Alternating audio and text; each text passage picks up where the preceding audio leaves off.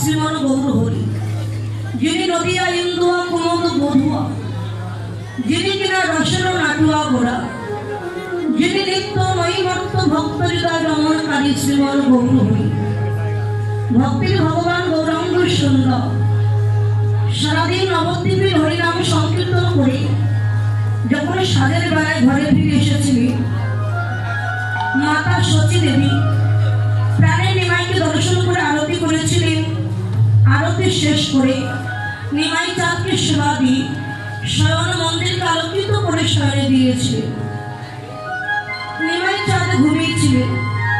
এমন সময় আকাশে যে পূর্ণিমার পূর্ণ চাঁদের উদয় হয়েছিল, সেই চাঁদের কিরণ রোশনী গোবাক্ষের দ্বারটি উদ্ঘাটন করে দিয়ে, গোবাক্ষ মানে জানালা, জানালা দ্বারটিকে ভেদ করে দিয়ে চাঁদের জ্যোতি নিমাই চাঁদের কর্ণমণ্ডলে এসে পড়েছে।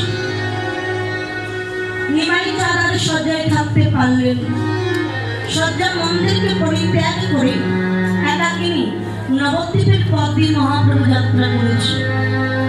দেখলেন নবদ্বীপের অতি অপূর্ব শোভা, অসংখ্য কুসুম দল প্রস্ফুটিত হয়েছে। আর কুসুমের মতো পান করবার আসে মাতা তৃষ্ণাপ্ত ভ্রমণ বল গুনগুন গুনগুন গুনগুন গুনগুন সন্ধান করছে। সেই গুঞ্জন করে শ্রবণ করে মহাপ্রভু একাকিনী সুরধুরী গঙ্গার কিনারায় গিয়ে দাঁড়িয়েছে। গঙ্গা মহাপ্রভুকে দর্শন করে উত্তল তরঙ্গে তরঙ্গিত হয়ে দুই করে আছাড় খেয়ে পড়েছে। গঙ্গা চাঁদের জ্যোতিতে আনন্দে ঝলমল ঝলমল করছে। উত্তর দিক দিয়ে দক্ষিণ দিকে কুলো কুলো কানে প্রবাহিত। গঙ্গার সে ভাব দর্শন করে মহাপ্রভু ভুলে গেলেন যেটা নবদ্বীপ ধাম। মনে পড়ে গেছে সে বৃন্দাবনের পরম ভক্ত ভাগ্যবতী শ্রী যমুনার কথা মহাপ্রভুর মনে পড়ে গেল। এই জন্য গঙ্গাকে দর্শন করেই যমুনা অনুমান করে উচ্চ ঈশ্বরে ডাক দিয়েছেন মহাপ্রভু, যমুনা আরো যমুনা। তুমি কি বৃন্দাবনের সেই যমুনা? সেই যমুনা যদি হবে কথা বলছো না কেন? গঙ্গাকে দর্শন করে যমুনা ভেবে প্রভু উচ্চ ঈশ্বরে ডাক দিয়েছে, যমুনা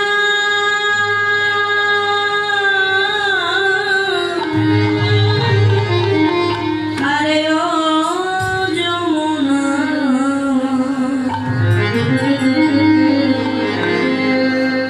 তুমি কি সেই যমুনা